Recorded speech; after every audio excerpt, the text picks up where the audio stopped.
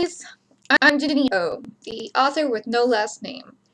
And today I want to talk to you about some comments and discussion we've been having over on the Discord. And I want you to know that I am listening to you. And the biggest comment, the largest kind of sentiment I've seen and have had asked me is, Ginny, can we save Star Stable? I've scrolled through my comments and I get these really emotionally poignant comments. I'm sad. I'm upset. It's so depressing. Star Stable isn't listening to us. How can we make Star Stable listen to us? Can we save this game that we love? And this is actually the third time of me recording this video, because the last time I recorded this video, I put it into Shotcut and the audio was just so awful. I was like, I am not going to subject you guys to this. It was just that bad. And I don't know why, but I was using the free cam and not my regular Logitech webcam software, so hopefully we won't have the same type of reverb effect this time. So there's probably going to be some pauses in here because I don't have a script on me, and you might see my hands going around like this. And you're going to hear the mouse click because I'm going to be looking at some web pages here. So the question of the hour is, can we save Star Stable? And the question, that is a very complicated answer. It does involve we. It does involve a lot more than me and Rattle. It involves all of you.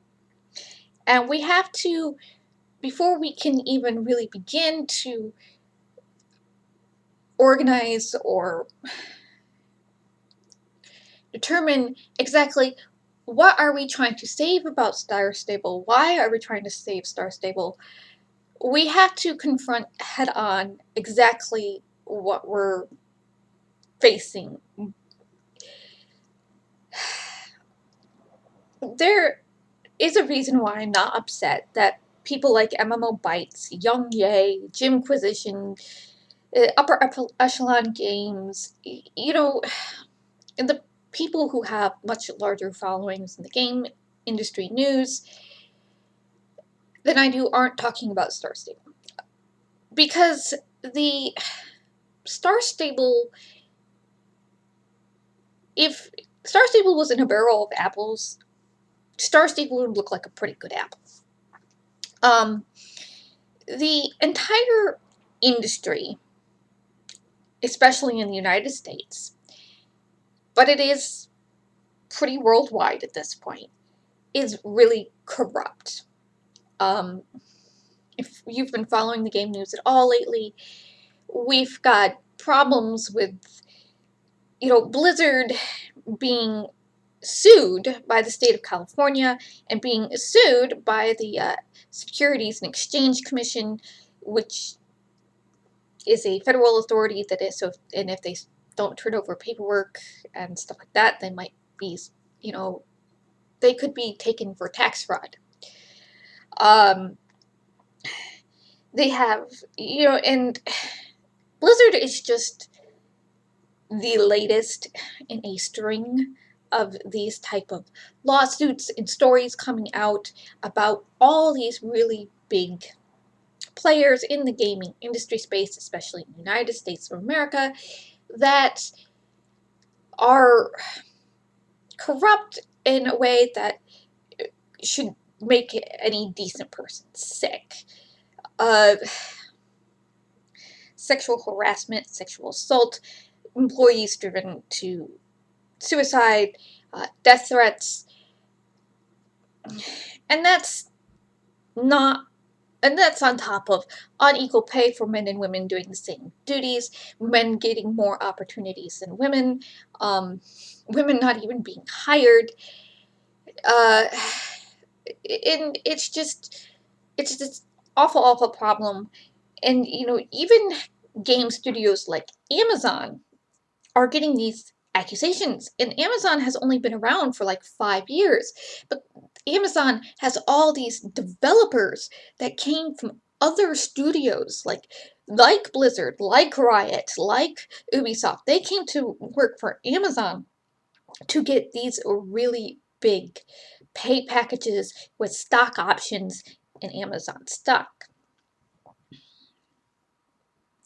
So we're dealing with some different levels of corruption here. You have your typical gendered corruption where they try to address this by saying, oh, we're going to hire more women and more non-binary people, and women and non-binary people, we don't want to be used as this like scapegoat type of thing. We don't appreciate this. We want you to pay the employees you've already got fairly and treat them well. And then and then you have the whole sexual harassment and sexual assault type of stuff going on, and the death threats from Bobby Kotick. And it's just, and you don't see anything happening there, to address this frat boy culture. Like, supposedly Riot addressed theirs, but God only knows. I mean, I don't work at Riot. And then we have the corruption of greed. And the corruption of greed involves the stockholders being more important than the players, so anything that's related to monetization, game mechanics, and yes, including crunch, because crunch is instituted when the stockholders put in a deadline that is unrealistic to the type of game they're making. So the game devs have to work for 80-hour weeks, and they might be denied overtime, which is illegal. Even if they're salaried, that's illegal to deny them overtime. So they might be denied overtime, and they're missing all this time with their families, and they're told it's for the good of the company. And then when the company makes record profits and record sales, they don't get a bonus, they don't get their wages increased. They get thrown at the next unrealistic game thing, so they burn out and leave. They leave, and people leave the gaming industry in droves because they're burnt out and they do not come back. And what the game industry does is it hires all these young, excited people who want to work in the game industry from the universities, chews through them in 5 to 10 years, spits them out, and gets the new ones. So what we are facing with Star Stable Entertainment is not the corruption of gender pay disparity. It sounds like everybody's paid pretty poorly.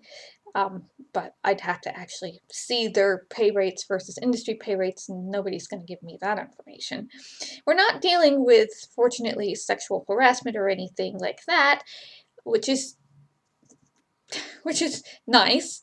So this looks like a pretty good apple so far, right? They hire 54% women, and they're hiring for Project Curie, they're hiring a lot of LGBTQA people, so it looks like a good apple.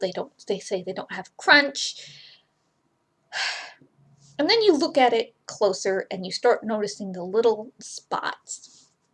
And we are still facing greed, because they might not have crunch in what the traditional industry typically considers crunch, 80 to 100-hour work weeks to meet impossible deadlines. Instead, they have created their own form of crunch in these weekly updated. They've instituted on themselves in order to entice new players with, there's a new thing in this game every week. Okay, yeah, a new race, a new horse, a new, a new revamped area, or a new event. We've had 10 events in 7 months. Wow. And that's with them taking events out from the first 3 months of the year, too. So, one third of your updates are horses and 2/3 of your updates are everything else. What ends up being updated the most are things that are easy to put in and are not going to break the code of your game. So, races, horses, and recurring events, but even then they're not doing so hot on the recurring events. Not breaking the game. Witness Halloween. So what we're up against is this corruption of greed, of the Johann S., the corporate CEO, is making money for the company. Like Bobby Kotick is making money for Blizzard. So nobody is going to remove, and I don't even think there's enough people with enough vote shares to remove Johann S. from the company, unless Johann S. wants to leave, as long as Johann S. is making SSE money. Like Bobby Kotick makes, Blizzard billions of dollars, and doesn't matter that he threatens employees, and he knows all about this workplace discrimination, and he knows about the sexual harassment and the assault and all the other disgusting things that went on in Blizzard Activision. But he's making billions of dollars off of the Call of Duty franchise. So, nobody is willing to, none of the stockholders are quite willing to kick him out of his CEO role, even if he is a disgusting human being.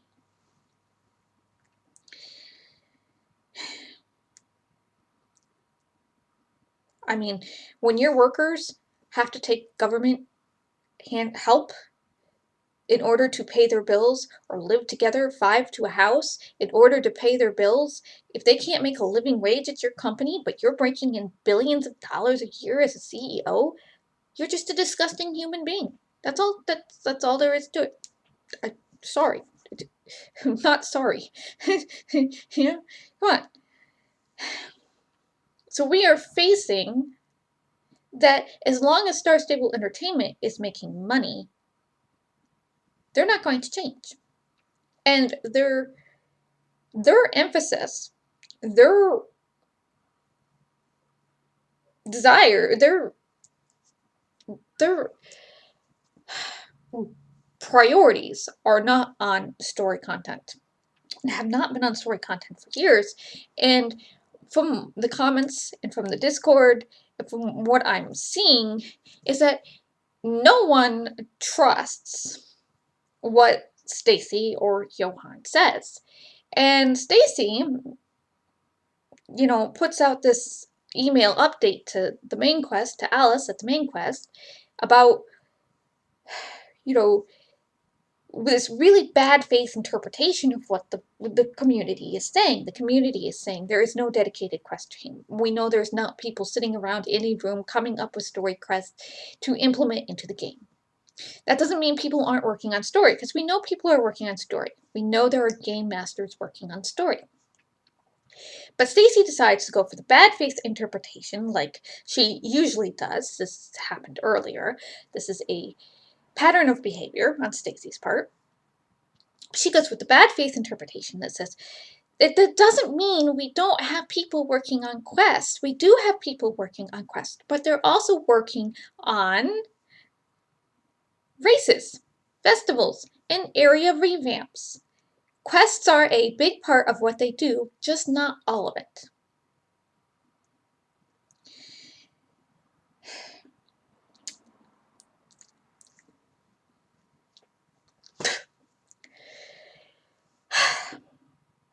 No, quests are not a big part of what they do.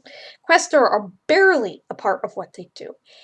And so if you are, as a player, are sitting here wondering as you're playing through this game, where the quests are all out of order or bugged, so you can't continue, or, and you can't follow along with the story or plot line, because I've had comments about that too, is they can't figure out how this stuff all ties together, because it doesn't. And you're wondering, well, why does Yidris sound like this in one quest, and Yidris sound like this in another quest, and Linda sound one way in one quest, and then in another series of quests she sounds completely different? It's because they don't have a dedicated writer's room who have each been assigned a certain subset of characters to write as they work together to come up with a cohesive plot with a beginning, a middle, and an end. And now, in the traditional gaming industry, they have this process I don't agree with, is that the game devs come up with these quests. They come up with the quests of the player needs to go here and do X thing. And we are going to give you, the writer's room, the series of player needs to go here and do X thing, and we want you to take a needle and a piece of thread and tie it all together in a plot that makes sense. Which is why you tend to write your story with your beginning, middle, and end while you're working on the game before it's, release it as a one big batch, because that way, if you can look at it as an overview and storyboard it out or whatever and go, okay, how can we make these quests work together as a story? It really feels like the developers, people who are programming these quests, do not trust writers to put limitations on themselves. That's what it always feels like to me, and it bugs me because this really hampers your writing, and it could hamper what the game can do, and it also encourages these parasitic systems and plot lines that get tied up and then have nothing to do with the next bit of story, like what WoW's been doing for the last couple updates. I mean, what was it? You built up a house or a castle or something, and then in the next patch update it was useless. There was no reason for it. You made their version of the Infinity Gauntlet, and then in the next patch, the next expansion, it was useless, and now they're doing something else, and well, we not only is it a really bad system, but in the next patch it will probably end up being useless because it's a parasitic system, not something that was built on fundamentally into the game, story-wise, plot-wise, and game mechanic-wise. And so what you have her saying here in this addendum to the article, and from what we know about their rotating teams and the fact that people are assigned stuff as they are available, they are given assignments to different projects as they come up. One time you might be working on a race, and the next time you might be working on a horse, and the next time you might be helping somebody with an area revamp, or maybe you're part of a 16-person team creating a section of the map. So what Stacy is saying is that as people come available, random employees, they are writing the story for Star Stable. Despite the fact that last year, even though while they had this system, they had 6 employees who were working on parts of the story, major parts of the story that apparently there was a good portion of the player base liked, they fired or left. They fired them, or they left the game for reasons. They left their positions for reasons. And if quests were so important to Star Stable, you would have thought instead they would have kept those employees on, and B, if they did fire them, they would have replaced them very quickly with other people so that they could build more quests. And she's done this bad faith interpretation before with there was an animator who left Star Stable Entertainment. And I mean, come on. We aren't that stupid. We know there were other animators at Star Stable Online, okay? They were putting out horses. The horses had animations. They were doing things. Obviously, they had an animator. Well, this animator who left was very vocal about leaving, it appeared like he was this really good animator. You know, he put up his stuff online and showed us what he had been doing with the Star Stable, with the, you know, if he'd been working with blend meshes or something. He'd been doing a lot of stuff with the faces, and it was like, well, why did this guy leave?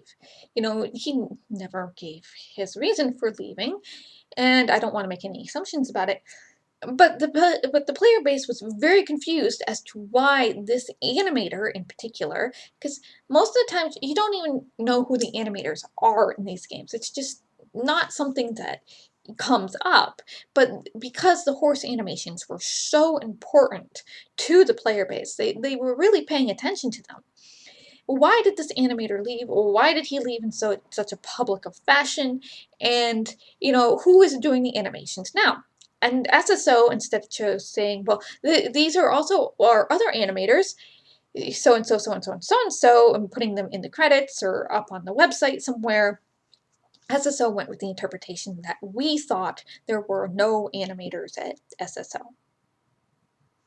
Well, so again, they're going with the interpretation that we think, the fans think, that there are no,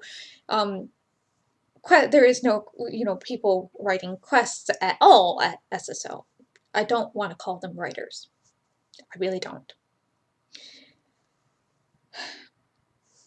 So, and then if you look at the Gamers Insider article from on Games Industry, Game Insiders, why did I think Game Insiders? The GamesIndustry.biz article written by Johan,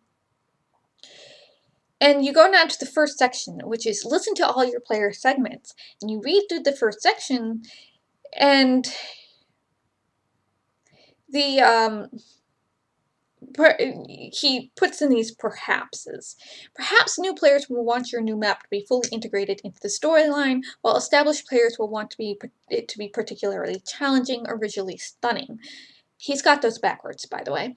And then he says the challenge for recurring events will be making them navigable and awe-inspiring for new players while clearly articulating what is new or different for returning or established players.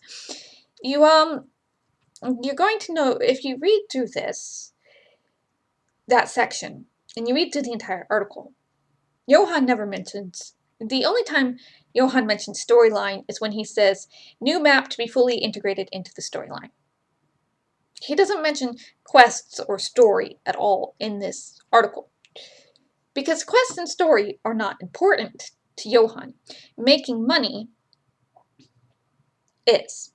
The horses are important. That's what's important.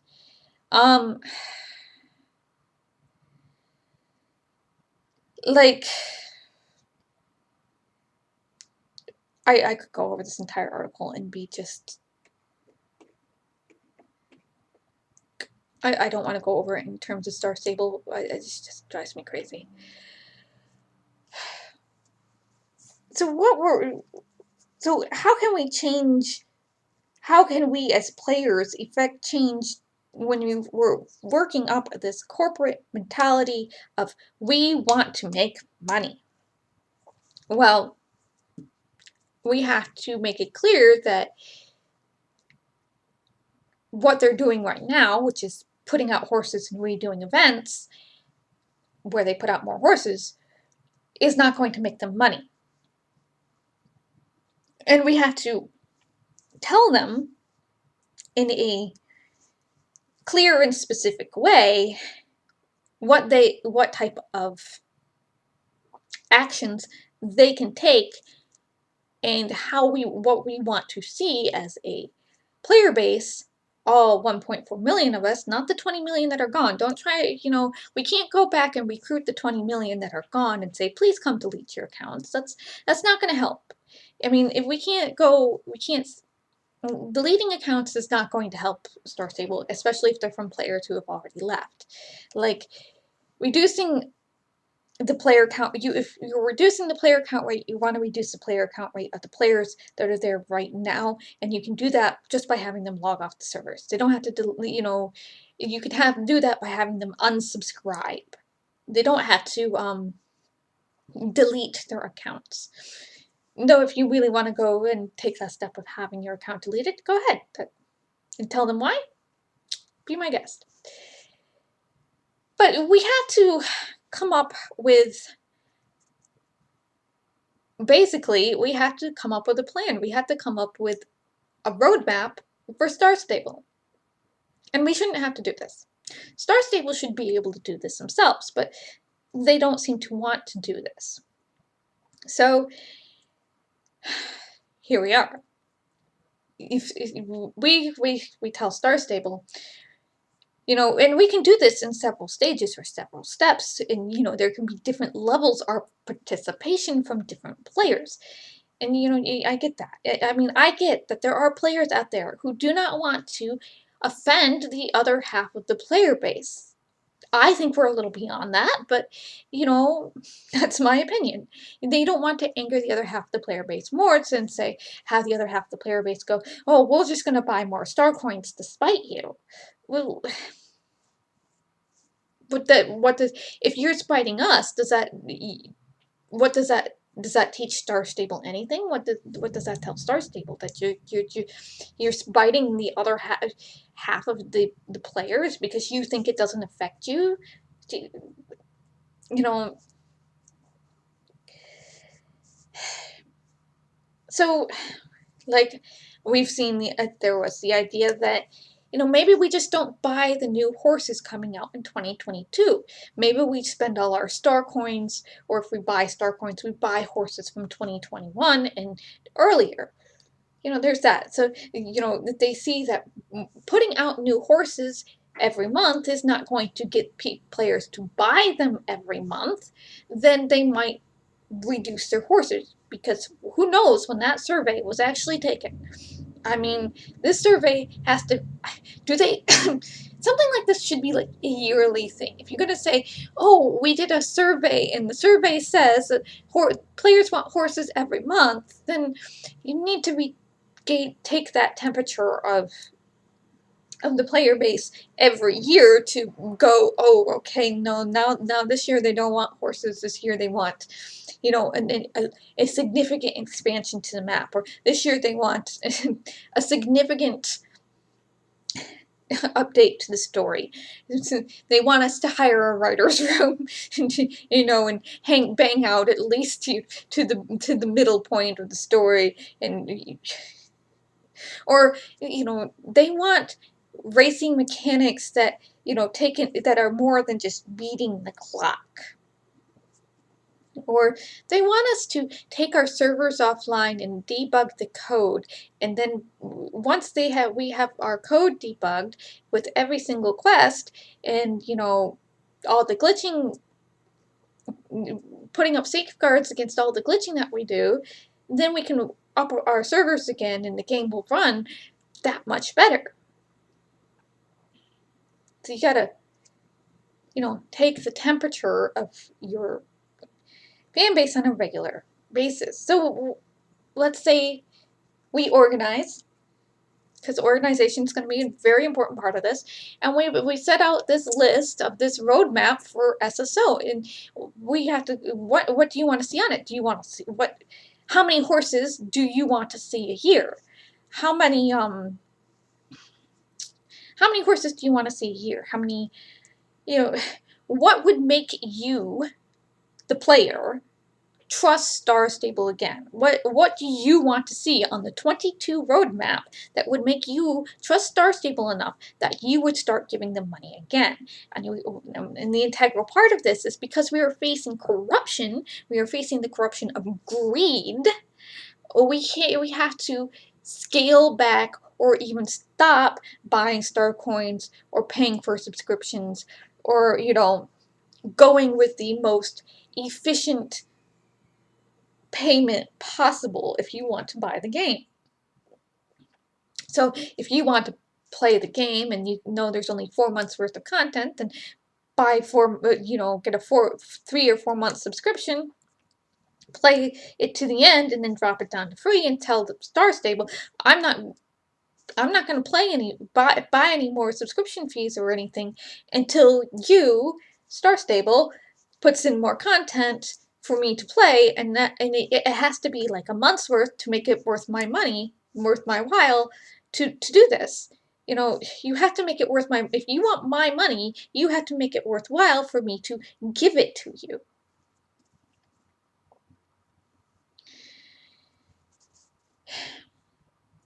And that's how you say Star Stable. You organize. You take away their money. You tell them constructively what it would take as a community for them to regain your trust to give them money again.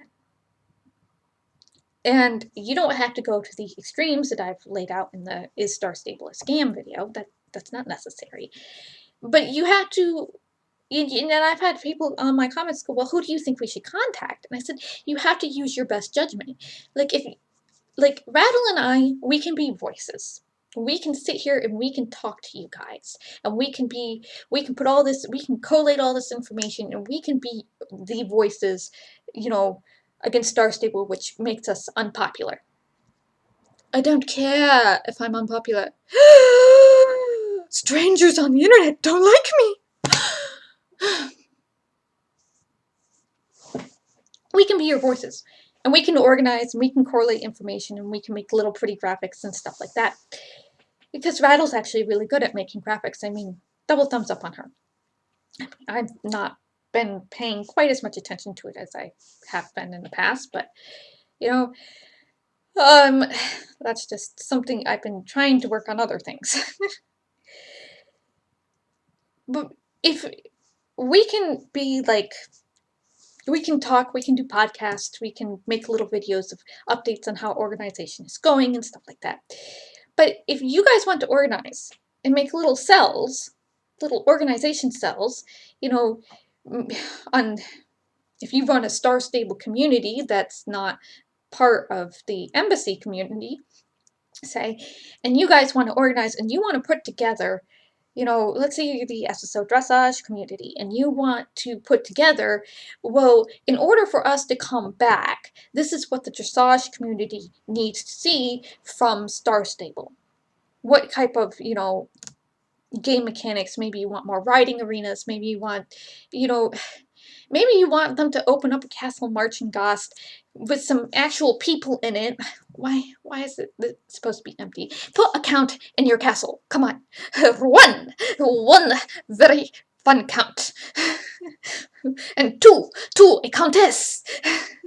And maybe some children. Wouldn't that be great? Give me some story to this castle. Well, maybe this castle has attached to it a really nice looking riding arena for the dressage people. Maybe you want more mechanics for dressage. Maybe you want to see more dressage moves on different horses. I don't know. I'm not part of your community. I can help you by amplifying your voice, but I can't say talk for you. So you want to, if you're someone on Instagram who's really active on Instagram, and you want to be like, well, I know all these Instagram people. Well, then organize your Instagram people, and you come to me, and you come to Rattle, or you go to Rattle and say, I have all these people who want to help organize a strike or organize a roadmap, or they have all these ideas for how can Star Stable prove to us that they aren't going to be greedy in the future and they're going to care about their players like they say they care about their players versus caring for their stockholders and their own checkbook. Because Rattle and I are just two people. We cannot do this without you. And that is, I mean, that is literally it. Like, you know, I watch really weird people on YouTube, like Louis Rossman and the Right to Repair. You know, he has been working at Right to Repair for 9 years, and they're finally making headway. And people are like, "Oh, it's Louis did this, and Louis is going, no, listen, I can be a voice. I have 1 million people on my subscribers, but I can't do this without without all of you guys who are the community. Rattle and I, we're just talking into a void. You guys are the ones with the power. We're just here to amplify your voice. We can shout, but if you guys don't want to do anything, if you guys don't, you know, if you're just, well, you know, you're unhappy, and I can tell that you're frustrated. You're giving up hope, And but the thing is, you are your own hope. Right now, the only way that you can get power back from SSE is you have to take it. You have to take action. You have to grab all your friends and go, okay, we love SSO, but what do we want out of SSO? Well, let's put together, a Word document or an Excel document, or, and we'll gather everything, and we'll knock a lot of stuff off because, editing is a thing. What can SSO feasibly do to show us that they will listen to us? You know, why should we trust Stacy and Johan? Why should we do that? They've been caught saying one thing and are actually doing another way too many times. But and this is going to take time. You have to organize, and then you have to actually do it, and then you have to see if Star Stable actually responds. And if Star Stable doesn't respond and it keeps going the way it is going, like they did last time, then you have to continue. You have to get louder. You have to gather more people. You have to say, you can't just, oh, they gave us roadmaps. Okay, we'll go back to buying star coins now. That's not how you have to continue the fight, even if it's tiring, even if even if you've lost hope. And then, I mean, so maybe your part of the fight is you're not buying horses made in 2022 next year. Okay, organize people around that. And say, okay, but if they keep making horses every month in 2022 and they keep and it's coming up to 2023 and they're still doing this, then you carry it over to 2023 and you say, now we're not buying horses from 2022 and 2023. And it becomes one person, and another person goes, oh, I can do that. I can just save my star coins and buy horses from all the 500 previous horses that they've already put out. I can hold on to my store coins and buy those. Maybe I probably have a list. I have a list. I have a list of horses that I have not bought because they are not either in the game or I've had no reason to buy them. Why do I want to buy these horses when all they do is sit around in my stable going, duh?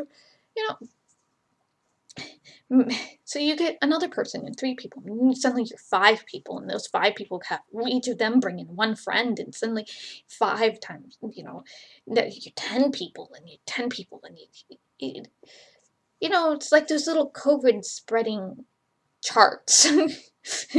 Or looking at a Tumblr reblogs versus hearts. If somebody reblogs somebody, so it spreads, versus if you just heart it, it just stays in place. And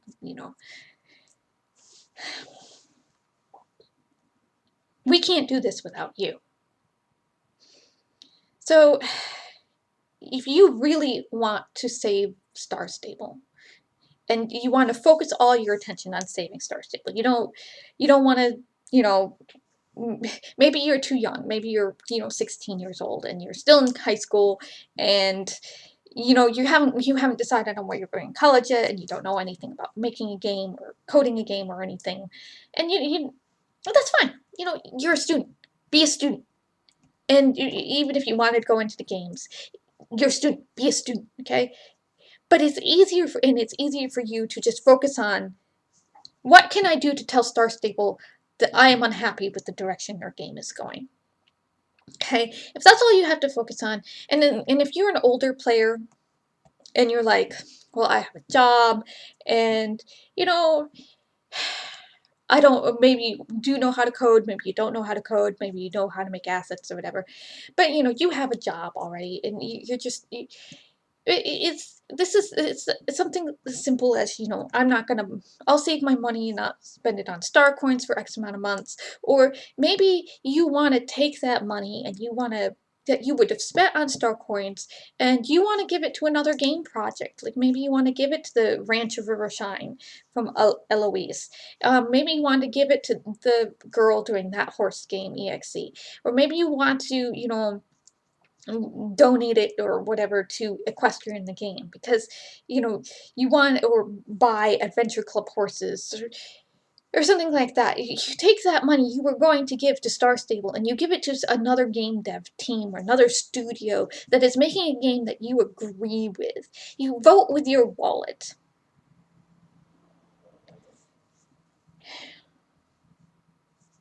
Because that's how capitalism works. And I'm not going to say these other studios are going to be any better than Star Stable. Okay? I mean, the studio doing Wild Shade and a studio doing Equestrian the Game, those are mobile games that can be heavily monetized very quickly to make billions of dollars. Because that's what mobile games do. And if you're okay with that type of, if you just want to play a PvP racing game, like Equestrian the Game and Wild Shade with a little bit of breeding on the side, then that's fine. And you want to throw money at that, that's great. You know, that gives those studios some much needed cash. Good. Great. Or maybe there's, you know, another project you see that you want to fund, or maybe you want to, you know, help Becca and I get some concept art or something for Mystic Riders project. Whatever. You you vote with your wallet and you stop giving money to Star Stable. That fights the corruption and the greed of SSE. It might feed the corruption and greed of other game studios, but at least you're not feeding the corruption and greed of SSE. You know, there's always the start your own game option, which is a lot of work. And and honestly, if you're a little solo dev and you want to make a horse game, I strongly recommend you go looking for these little game studios or these little 1 or 2 person projects like Horse Game EXE, or like Astride's actually a studio, so you'd have to actually apply for a job there. Uh, Equestrian the Game formed their own little studio too, Calavari, so you'd have to apply for a job there. But if you're, you know, if you want to be a little game dev and you want to make your own horse game,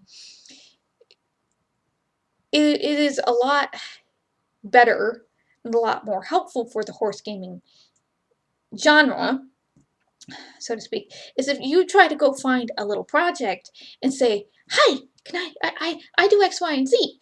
Can I help with your little project? I want to help with your little project. Will you let me help with your little project?" And the worst they can do is say no.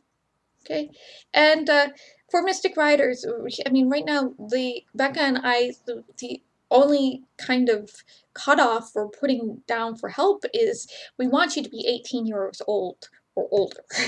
That's kind of our cutoff right now. I think Yoon is either 19 or 20. She's in college, and you know, we want you to be at 18 years of age. That's all that's what our cutoff is. um, it because you know, 1 or 2 people can still do a lot of things. Can still do great things. I mean, look at Equestrian the Game was only 6 people. There's I bet there was some asset flipping in there that they're trying to stealthily hide. But that was 6 people. There's, I mean, that Horse Game EXE is definitely an asset flip, and that's that's one person. If you can build assets to help her, then maybe, you know, she'll take your help. Maybe she won't. I don't know. But that's the other thing you can do is you can work on a competition game for Star Stable, and it will be independent and probably will be small. But these games, even though they're independent and even though they're small, already have mechanics in them that Star Stable doesn't have, like bonding with your horse and horses' personalities and breeding and so on and so forth. And that's how you change SSO. You fight the greed by not giving them money, and then you can tell them, this is what you have to do to get my money back, to get my attention. And then you go and you change the rules of the game on them. You say, you have had this section of the game industry all to yourself all this time. Well, that's, you know, here are 5 different projects, 5 to 8 different projects that we as, amateur game devs can go apply for jobs or help on or do,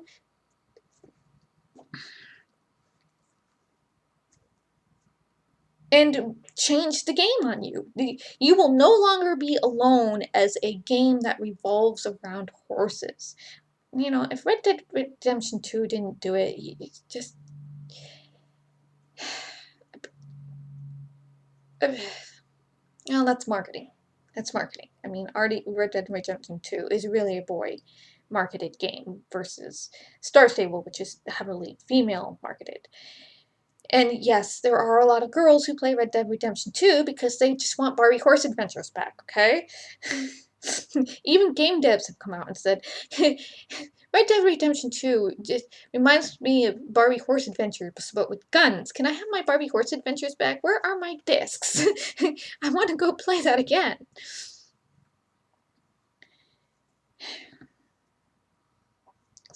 And that's how you, quote unquote, save Star Stable. Together, as a movement. Kind of, linking arms. Saying, and because we can't do it. Rattle and I can't do this alone. It's all you guys. You're the ones sitting here listening to my videos. You're the ones going, oh my god, I'm so upset about this. Thank you for making these videos. Thank you, thank you, thank you. What can we do? Organize. Organize your little groups. And then come to me or come to Rattle or, and say, I have this little group. We want to help. And, I mean, I know Rattle's really busy right now. And this is probably not going to pick up until next month sometime. But, and it's the holidays. The holidays are the worst time for doing anything. It was so, we wouldn't expect any sort of strike to go down, any kind of, we're not buying Starcoin strike until, March. But that gives us time to put together everything we need to put together to say, this is what we really want out of Star Stable. Can they fix the level gap? Less horses. How about hiring a quest team? How about hiring a writer's room to, hammer out the story? How much story do we need to see for us to start to believe that they're going to have more story coming out?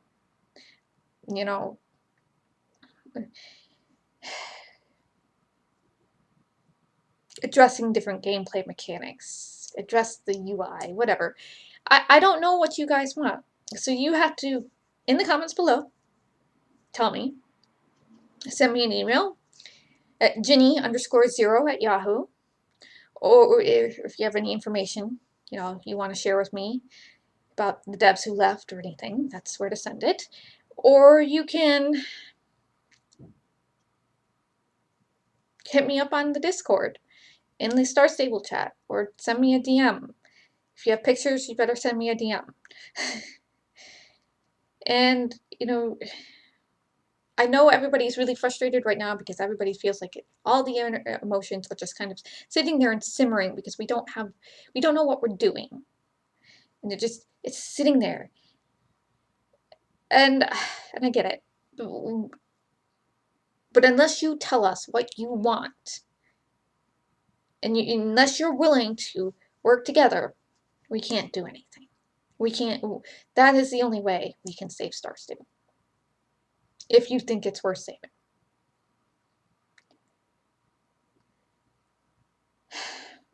So, this is like I said, this was the 3rd time I've recorded this, and I hope this time it was more coherent. Thank you for listening. Take care of yourselves. Stay safe. Bless, and I will see you in the next video.